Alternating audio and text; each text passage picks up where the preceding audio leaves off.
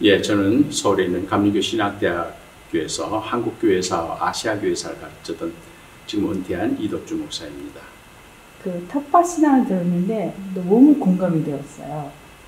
텃밭신앙을 잠깐 좀 설명해 주시고 그 용어는 왜 하셨는지.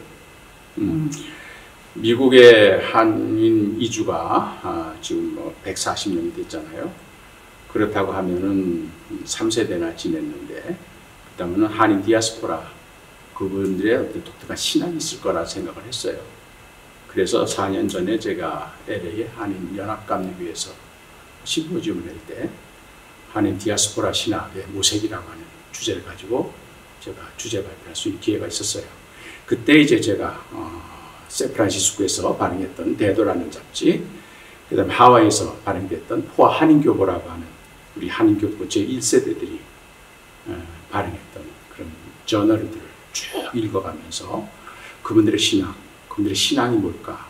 그랬을 때 이 텃밭 신학이라고 하는 것을 제가 찾아냈습니다. 그래서 그때부터 제가 재미 한인 디아스포라 제1세대 신학은 텃밭 신학이다, 이런 말 하기 시작한 거죠.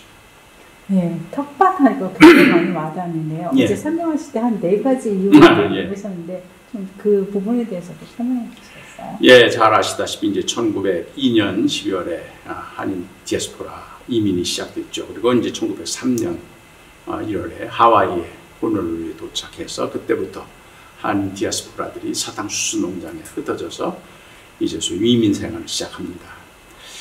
그리고 나서 한 3년 지낸 다음에 인천에서 사역을 하시던 존스라는 선교사님이 한국에서 떠난 이 디아스포라들이 어떻게 잘 정착하고 있는가, 그것을 좀 한번 확인해 보시려고 하와이에 들리셨어요. 그러면서 이제 하와이 농장들도 방문하고 또 한인들이 살고 있는 그런 마을들을 방문하면서 이분이 한국에 와서 쓴 논문이 있는데, 거기에 이제 4가지 한인 디아스포라들의 특징. 앞서서 하와이에서 노동 이민 온 사람들이 중국인들도 오고 일본인들도 오고 멕시칸들도 왔는데, 한인 디아스포라들이 좀 아주 독특하게 다른 면을 발견했다는 거예요. 그리고서 이제 하와이에 있는 현지 교회, 미국인 교회의 감리사들 그리고 목회자들 만나서 인터뷰한 자료를 가지고 한국에서 그 논문을 발표했어요. 그때 4가지 특징이 있다는 거예요. 한인 디아스포라들이. 첫째, 근면성. 너무 열심히 일한다는 거예요. 그냥 돈 받은 그대로만 하는 게 아니라 엑스트라로 새벽부터 저녁까지. 그래서 농장주들이 굉장히 감동한다. 두 번째는 한인들이 어디를 가든지 학교와 채운다는 거예요. 그래서 자녀들 교육하는 거예요. 그 열정이, 자녀 교육에 대한 열정은 다른 어느 민족에 따를 수가 없었다는 거예요. 그래서 교회 옆에 학교를 세워서 한글도 가르칠 뿐만 아니라 미국 학교에 진학을 시키려고, 그래서 적어도 내 아이들은 대학은 나와야 된다.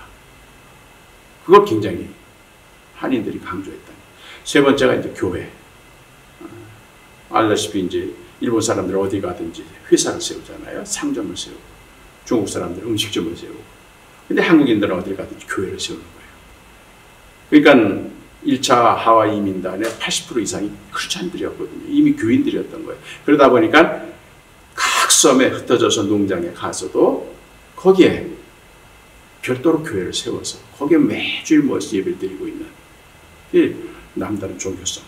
그리고 마지막으로 하와이 이민을 온 사람들은 어느 집에 가서 보든지 거기 텃밭을 가꾸고 있는 거예요. 텃밭이라는 게 이제 잘 몰라요, 미국인들은. 그래서 아주 조그만 가든을 만드는데 거기에 꽃을 키우는 게 아니라 채소를 키워가지고 그걸 먹는다는 거예요. 그걸 굉장히 애지중지한다는 거예요. 그게 이제 우리는 텃밭인 거죠. 그렇게 해서 한국인 디아스포라의 4가지 특징 중에 이 텃밭 사랑. 그래서 아침부터 저녁까지 이렇게 노동을 하고 와서도 또 텃밭에 가서 또 김 메고 또 그냥 고추 심고 또 상추 심고 하는 그 모습을 보면서 하와이 현지민들이 이해를 못하는 거예요. 그렇게 일하기 좋은가. 근데 그 텃밭은 다른 의미죠. 네, 저도 텃밭이나요. 전 아파트에 사는데 정말 꽃도 있지만 꽃보다 지금 많은 양의 깻잎도 심고 그럼. 오이도 심고 막 이렇게 했거든요. 근데 거기서 어떤 수확물을 딴다기보다는 그럼. 키우는 그 그럼. 정성을 들이고 그럼. 거기에 반응하는 그럼. 것도 굉장히 힐링이 되고 특히 그럼. 팬데믹 때 제가 그걸 시작했거든요. 그럼 아마 우리 이민자들 그럼. 텃밭은 그렇게 맥락이 되어지지 그럼. 않을까요? 텃밭은 그러니까 연결고리예요. 떠나온 고향과 살고 있는 현지를 연결해 주는 거예요. 그러니까 이민 온 디아스포라들이 견딜 수가 없었던 그 세 가지거든요. 첫째 외로움이에요. 언어도 안 통하죠. 문화도 다르죠. 음식도 다르죠. 그러니까 고향에 대한, 그러니까 자꾸 외로워요. 그렇기 때문에 그 외로움을 텃밭에서 그걸 가꾸면서 극복해 나가는 거죠. 그런 과정에서 아, 내가 여기 혼자가 아니구나. 주님이 나와 여기 함께 계시는구나. 하나님이 나와 함께 여기 계시는구나. 그게 극복해 나가죠. 두 번째 그리움이에요. 고향에 대한 그리움. 그러니까 그 그리움을 해소하기 위해서 고향의 음식, 고향에서 키우던, 그러니까 그 우리 텃밭에는 서양 작물이 아니죠. 상추, 뭐 고추, 가지, 쑥갓, 여기 서양인들은 먹지 않는, 그러니까 그런 고향 음식, 거기서 뭐 수확금 많지는 않아요. 잠깐 그걸 해서, 그러면서 고향에 대한 그리움을 해소하면서, 그러면서 결국은 내가 고향을 떠나왔지만 여기는 또 제2의 고향으로 삼고 더 나은 본향을 향하여 나가게 되리라. 그래서 소망을 품게 되죠. 그리고 마지막으로는 지금 불안이죠. 이 낯선 곳에 와서 참 어떻게 누가 나를 보호해주는 사람들도 없고 그런 불안한 가운데서 이제 텃밭에 고향과 같은 그런 텃밭에서 그걸 해 나가면서 그 불안이 하나님을 믿는 믿음으로 이제 극복이 되는 거죠. 그렇기 때문에 텃밭은 아마 한인 디아스포라들이 포기할 수 없는, 그건 여기만이 아니에요. 서울에서도요, 아파트 살면서도요, 할머니들은 옥상에 다 그거 해요. 이렇게 해가지고 고향 떠난 사람은 잠깐 텃밭을 지켜요. 그래서 텃밭을 통해서 자기 정체성을 확인하고 그러면서 이 낯선 곳에서 내가 어떻게 이걸 살아나가야 될 것인가. 그러면 거기서 또 비전도 갖고 그렇기 때문에 텃밭이 아주 소중한 거죠. 그러네요. 제가 텃밭 하면서 그렇게 분석을 해본 적이 없었어요. 근데 교수님 말씀드리니까 다 맞고, 아, 나도 모르고 내 안에 내 켜켜스에 숨어 있던 게 그런 거였구나. 생각해보니까 한국에 있을 때 텃밭 안 했어요. 그렇기 때문에 이 텃밭은 한인교회예요. 이 미국에 있는 한인교회가 텃밭인 거예요. 텃밭은 크면 안 돼요. 작아야 돼요.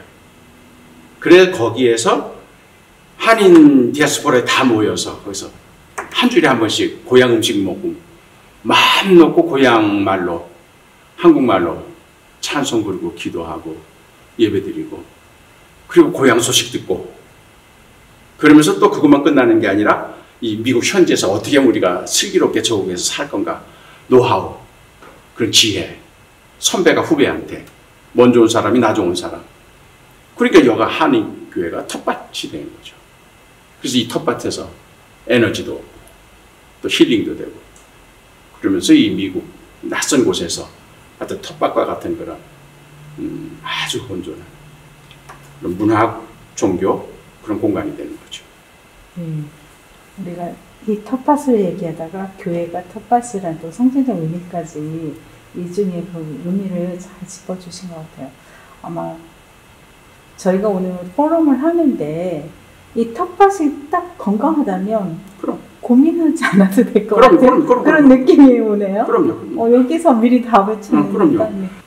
텃밭의 성서적인 근거가 예레미야 29장 4절에서 6절 그 말씀이에요. 제가 모든 신학의 근거는 성서에서 나와야 되거든요. 거기 보면 예레미야가 예루살렘에서 이제 옥중에 있으면서 바벨론의 포로로 잡혀가 있는 자기 동포들에게 편지를 씁니다. 거기서 네 가지를 부탁해요. 첫째는 거기 가서 집을 짓고 정착해라. 뿌리 내리고 살아나니. 그러면서 두 번째는 텃밭을 가꾸라. 그러니까 영어 성경은 이제 플랜트 가든 이렇게 돼 있지만 그걸 한글 성경 번역하는 사람들이 참 기가 막히게 텃밭이라고 그걸 번역했어요. 가든을. 이건 한국적인 정서에만 나오는 그런 용어예요. 텃밭이라는 거. 왜? 거기서 나온 작물을 네가 먹어라. 이게 고향을 잊지 말라는 얘기죠. 그러니까 미국 와서도 고추 심고 상추 심는 이유는 네 고향 음식 잊지 말아라. 거기 가서 바벨론에 가서 살더라도. 세 번째는 결혼해서 자식 낳고 잘 살아라. 행복하게 살아라. 성공해라. 그거예요. 두 번째는 그 나라의 평안을 위하여 기도해라. 그 나라가 평안해야 너희도 평안할 수 있다. 그러니까 이 네 가지 예레미야의 편지, 이제 거기서 저는 이제 텃밭이 얼마나 소중한가. 그래서 이제 거기서 제가 텃밭 신학이라는 걸 얘기한 거죠. 너무 매력적이에요. 제가 왜 이제 알았을까라는 생각이 드는데, 그러면 우리 1세들의 텃밭과 2세들의 텃밭은 다르죠. 다르잖아요. 다르죠. 어떻게 우리가 그 교회를 2세 텃밭으로 할 수 있을까요? 2세대들은 아마 본토의 꽃을 더 많이 심을 거예요. 1세대보다는. 1세대는 고추나 뭐 상추나 뭐 쑥갓이나 어쨌든 자기 떠나온 고향의 작물이 거의 80~90%라면 거기에 이제 미국 거 조금 자기 눈에 드는 거 아름다운 예쁜 꽃 같은 거 장미꽃 같은 거 심는다면 2세대는 이제 이게 하프가 될 거예요. 그러면서 미국에서 살면서 미국에서 자기가 키우고 싶은 것들 다 그럴 거고 그러면서도 한국 걸 버리진 못할 거예요. 왜냐하면 김치 맛은 못 잊어버리거든. 한국인인 이상은. 그러다 보니까는 부모님 세대보다는 조금 포션이 줄어들겠지만 역시 거기도 제2세대 나름대 텃밭을 키우는 거예요. 그러면 제1세대가 그걸 보고 야, 응? 이 서양 거 미국 거 이거 버려라. 하면 안 돼요. 2세대는 2세대 나름대로 자기 텃밭을 갖고 올 거예요. 3세대는 더 줄어들겠죠. 그러나 없어지지는 않아요. 코리안 아메리칸으로 이 땅에 사는 한 조상들로 물려받은 DNA가 있어요. 그거 포기할 수 없어요. 거기에 맞춰서 2세대, 3세대는 자기 텃밭을 만들어 나갈 거예요. 그러면 목회자가 2세대, 3세대를 위한 텃밭을 위해서는 어떻게 접근해야 될까요? 신학은요, 신앙 체험에서 나오는 겁니다. 그렇기 때문에 1세대 디아스포라 신학은 1세대들이 가지고 있던 본국에서 30, 40 그때도 오거든요. 이런 사람은 20살 때 오지만. 그럼 그분들은 한국 경험이 더 많아요. 그리고 이제 미국에 와서 경험을 하는 거죠. 그렇기 때문에 1세대 디아스포라 신학은 한국적인 게 되게 강해요. 그러면서 그 사람들의 태도라든지 한인 표와 교합이라든지 그런 걸 읽어보면 한국 역사, 을지문덕, 강감찬, 뭐 태극기 이런 게 굉장히 많이 실려요. 우리가 이거 잊지 말자. 우리나라가 어떤 나라인가 하는 거예요. 그게 이제 1세대 신학이에요. 그러나 2세대 신학은 아메리칸 히스토리와 코리안 히스토리 같이. 이게 하프하프예요. 또 써드는 또 다르겠죠. 그러니까 거기에 그 사람들이 갖고 있는 그런 역사적인 체험에서 출발한 신학이 목회의 기반이 돼야 돼요. 그러니까 이제 목회자들도 한국에서 온 목회자들과 한국에서 신학교를 졸업하고 온 목회자들과 여기서 때는 1.5세대 여기서 초중고등학교를 졸업한 한인 목회자는 달라요. 신학도 달라요. 그렇기 때문에 한국에서 온 목회자 이민 1세대들은 이민 1세대 목회 맞아요. 그러나 2세대, 3세대 디아스포라 신학은 여기서 태어나서 여기서 자라난 1.5세대, 2세대 한인 목회자들이 해야 되는 거죠. 그들이 나름대로 신학을 끌고 나와야 돼요. 그래서 그 신학의 바탕에서 목회론이 나와야 되는 거죠. 저는 1세대 신학만 얘기했지만 2세대 신학을 저는 기대하는 거예요. 코리안 아메리칸 세컨 제너레이션.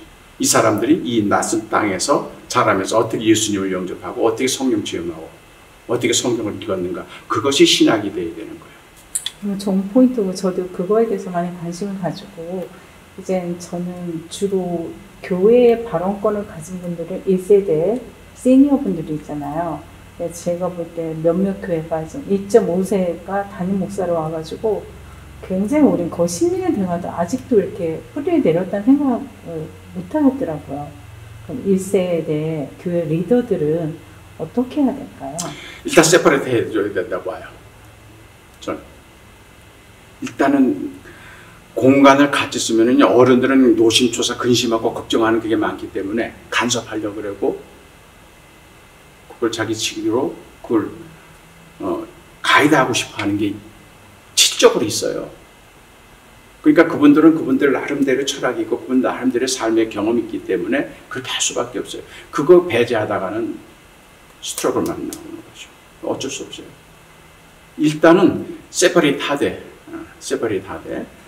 제가 이런 걸 이제 유럽 같은 데 보면 같은 에스닉 그룹들이 여러 군데서 같이 예배를 드려요. 같은 지붕 아래서 시간을 달리하거나 공간을 달리해서.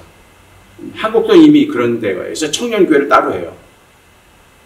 이미 한국도 비슷해요. 그러다 보니까 성인들 예배와 청년 예배를 완전히 세퍼레이트해서 재정도 청년교회가 독자적으로 하는 교회들이 많이 생겨요. 그러다 보니까 청년교회가 붐이 돼요. 그리고 큰 엄브레라 우산 아래 각각 그룹들이 그러면서 서로를 존중해 주는 거죠. 그것이 뭐냐면 한 성령 안에서 한 그리스도 안에서 한 하나님의 믿음 안에서 서로 다름을 인정해 주는, 그러니까 unity in diversity랄까요? 다양성을 서로 존중해 주면서 하나 연합해 나가는, 그게 이제 건강한 교회죠.